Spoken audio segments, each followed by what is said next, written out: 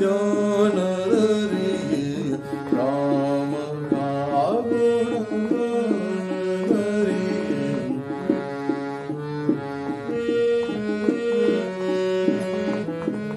ಸಗುಣ ಬ್ರಹ್ಮ ಸ್ವರೂಪ ಸುಂದರ ಸಗುಣ ಬ್ರಹ್ಮ ಸ್ವರೂಪ ಸುಜನರಂಜನ ರೂಪ ಸುಖಕರ ಸುಜನರಂಜನ ರೂಪ ಸುಖಕರ ರಾಮ ಆತ್ಮ ರಾಮ आत्मा राम का